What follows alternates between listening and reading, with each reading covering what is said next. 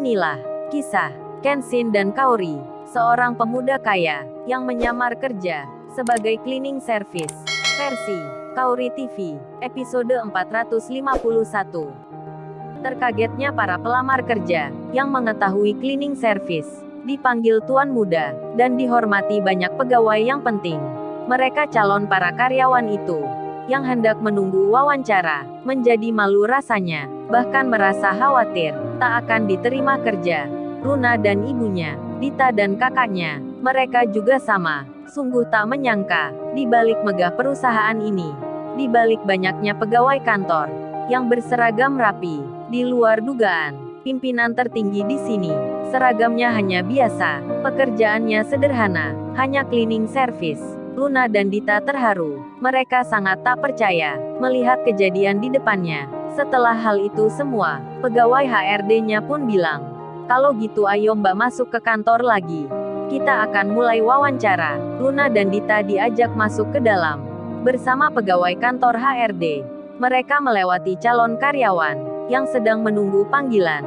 Sementara itu, Kenshin dan Kaori lagi makan bersama, berada di taman belakang. Kenshin lalu bilang, "Oh ya Kaori, habis ini aku punya rencana.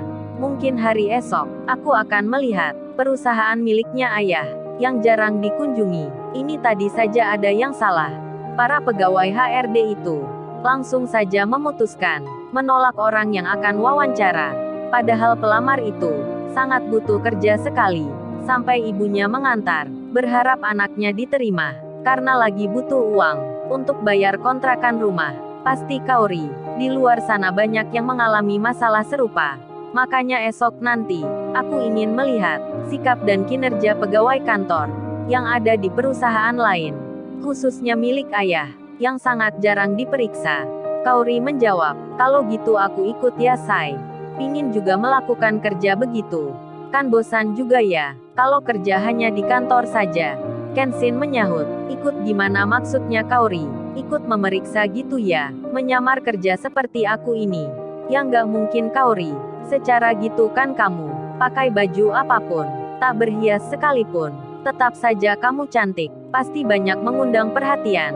Itu tadi coba lihat aja, calon karyawan di situ, mereka banyak yang melihatmu, padahal kamu udah menikah gini, sudah menjadi istriku, masih saja menarik, jadi ya nggak mungkin Kaori. Kamu ikut sepertiku, lebih baik kerja di sini saja."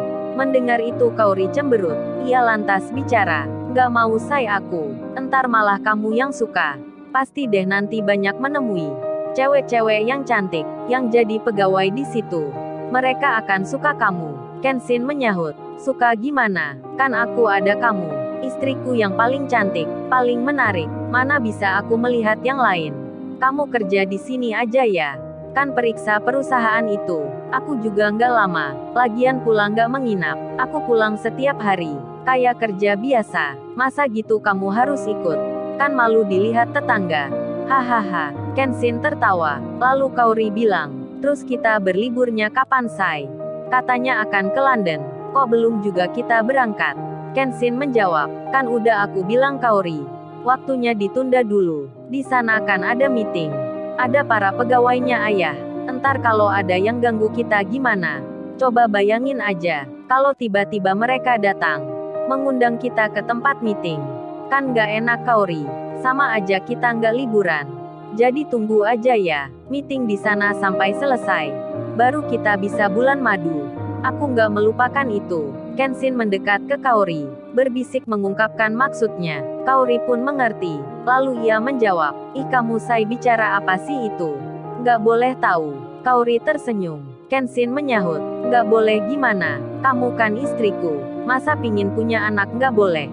Kaori tersenyum saja. Kenshin malah menggodanya, dan mereka saling bercanda, mirip orang lagi kasmaran. Kemudian Kenshin bilang, "Oh ya Kaori, habis ini kita mampir sebentar ya, ke rumahnya Ririn menjenguk ibunya. Kan kita belum melihatnya lagi semenjak dari rumah sakit." Kaori pun menjawab, "Iya nggak apa Sai, tapi apa kita pulang dulu ya?" Kenshin bicara, "Ya nggak usah Kaori, kan rumahnya tak jauh dari sini, di belakang perusahaan ini, kita entar jalan aja gimana? Kamu nggak capek kan kalau ke situ?" Kaori pun bilang, Oh ya, aku lupa. Rumahnya Mbak Ririn kan dekat ya? Ya nggak mengapa, Say. Sekalian kita jalan-jalan. Sambil melihat-lihat suasana kampung di luar. Oh ya, entar aku kamu traktir bakso ya. Udah lama nih aku nggak makan itu. Pingin sekali rasanya. Kenshin menjawab. Iya deh, pastilah untuk istriku ini. Aku akan mencarinya. Kita entar makan bersama. Kemudian mereka pun akan berangkat. Namun sebelum itu, Kenshin berganti baju. Saat itu waktunya. Belum pulang kerja. Kenshin menyempatkan diri. Menemui ibunya Luna. Ketika sampai di lokasi, Andini pun terkejut. Karena cleaning service yang tadi serasa lain sekali. Kenshin yang tak pakai baju kerja memang nampak beda. Kenshin pun lalu bilang, oh ya Bu, entar pulangnya Ibu dan putrinya nggak usah naik angkutan lagi. Biar diantar sopir perusahaan saja. Itu bapaknya sudah menunggu. Oh ya Mbak Andini juga. Kalau mau kerja di sini, nggak apa sekalian. Besok tinggal masukkan lamaran. Biar nanti dilihat pegawainya. Andini pun terkejut mendapat tawaran seperti itu. Ia pun lalu menjawab, terima kasih Mas atas tawarannya. Nanti saya akan pikirkan. Dan Kenshin berpamitan.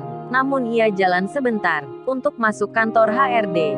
Saat melihat Kenshin datang, calon karyawan di situ langsung terdiam semua. Mereka merasa khawatir, menjadi takut sendiri. Padahal Kenshin tak mengapa. Kemudian ia masuk ke dalam, menemui pegawai HRD-nya, membicarakan tentang sesuatu. Setelah itu Kenshin keluar.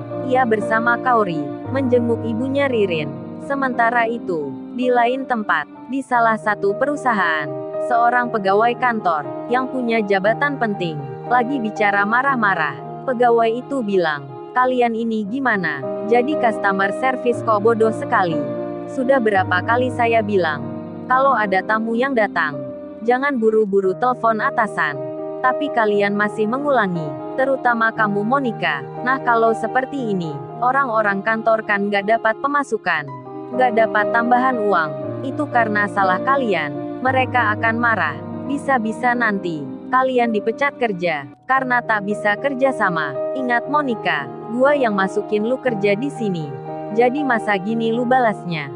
Orang itu marah pada beberapa karyawan yang kerja customer service karena tak dapat tambahan uang dari proyek luar. Rupanya, di antara orang kantor, banyak dari mereka yang kerjanya curang, sering manipulasi, mengambil keuntungan sendiri. Karyawan lain pun tak ada yang berani menegurnya, apalagi melaporkan, karena atasannya sendiri.